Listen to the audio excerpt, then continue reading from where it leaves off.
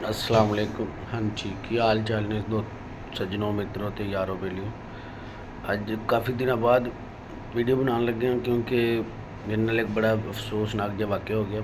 मेरा मोबाइल चोरी होया। उस तो बाद मैं उस बंदे ने वो एडा शातर और समझदार सी, मोबाइल चोरी करन तो बाद उस बंदे ने जनाबे अली उहदे विच लोन भी कढवाया 50,000 रुपए का जायज़ कैश की ऐप चों, तो उन्हें यूटिलाइज़ कर लिया। उन्हें 3 अलग अलग अकाउंट सेंड किया, वो भी रास्त आई डी। ਜਿਹੜੇ दोस्त वीडियो देख रहे हैं, अगर इन्हें कोई जानता हो इस बारे कि यार ਇਹਦਾ कोई हल है तो मैंने दसिया। तो रह गई हूँ दूसरी गल, अज मैं अल्लाह खैर करे ए पहला आर्डर लैके निकलिया। बारिश आ रही सी, स्टोर तो निकलिया। ए मैं जा रहा कस्टमर आर्डर लैके जाना है सरकार, मैं लेक सिटी M1 दे विच हाउस नंबर तुसी देख लेना तो दसना। उस तो बाद ए रस्ते दे विच जनाबे अली अज मौसम बड़ा खुशगवार सी, मज़ेदार मौसम सी। मैं जनाब अड़दा अड़ांदा गड्डियां च बजदा बचांदा। बारिश के विच मोटरसाइकिल चलाना भी बड़ा औखा होंदा है। खैर लेक सिटी के अंदर बारिश कोई नहीं, बाहर बारिश हो रही सी। मैनूं ये नहीं समझ आई कि ये की सीन है। अल्लाह पाक की कुदरत भी बड़ी माशाअल्लाह है। वो चाहे तो एक साइड पर भी बारिश होंदी रहिंदी, दूसरी साइड पर रुके होंदे। ए पहले बारिश हो चुकी किते लेक सिटी ते अज ये फिर सड़क भी सुक्की भी, मैनूं ये नहीं समझ आ रही। खैर मौसम उत्ते चंगे बदल चढ़े हुए ने जनाब। आर्डर लैके निकल रहे हैं। इत्थे मेरा दोस्त अगे एक मिज़ान बैंक पहले आया होया, उन्होंने बेचारे नूं वावा टाइम हो गया, वो इत्थे ही बैठा होया। ए गड्डियां को लंघदे लगांदे ए जनाबे अली M1 दे विच एंट्री हो रही है, अल्लाह खैर करे। इस तो बाद वो सामने गार्ड खड़ा है, सारिਆਂ ਨੂੰ चेक कर रहा है। मैनूं लग्या शायद मैनूं भी रोकेगा। अगे वो मेरा यार सी, उन्हें मैनूं पुछया नहीं। उनके कोल लंघ के ए मैं जनाबे अली आ गया M1 की उस गली दे विच जिहदे विच मैं आर्डर डिलीवर करना सी। आ घर वेखदे विखांदे नंबर चैक कर रहा सी। मैं क्या किते अगे पिछे ना चले जाइए। घर लभना भी बड़ा टफ होंदा है, लेकिन राइडर जिहड़े हो जाते हैं पक्के, उन्होंने आइडिया हो जाते हैं कि किहड़ी गली च किन्ने घर हैगे ने या किहड़े नंबर का घर किहड़ी गली च आएगा। ए जनाबे अली मैं पहुँच चलिया उस घर दे विच जिथे आर्डर देना है।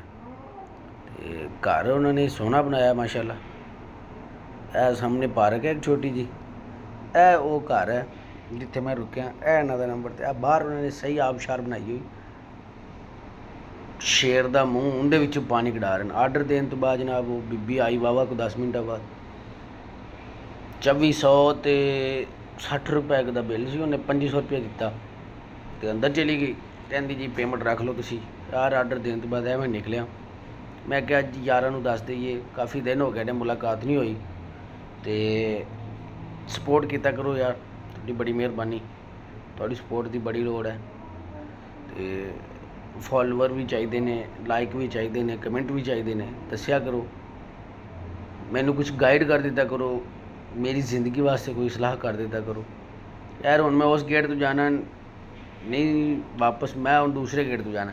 तो यह लेक सिटी के विच जिहड़ा M1 ब्लॉक है उनकी सब तो वड्डी पार्क है, तो बड़ी प्यारी माशाअल्लाह पार्क बनाई इन्होंने, बड़ी सोहनी डाडी। ए नाल वड्डे वड्डे घर ने बंगलियां टाइप।